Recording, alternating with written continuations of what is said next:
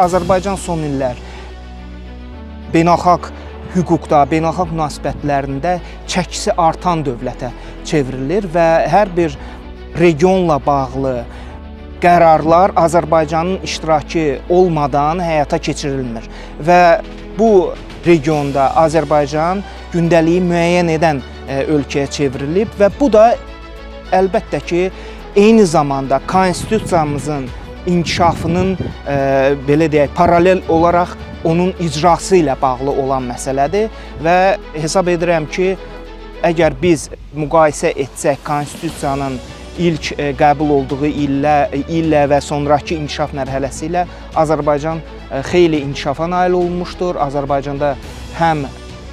vətəndaş həmrəyliyi, həm vətəndaş cəmiyyəti formalaşmışdır və Azərbaycan Respublikası müstəqil və suveren siyasət həyata keçirdən ölkəyə çevrilmişdir.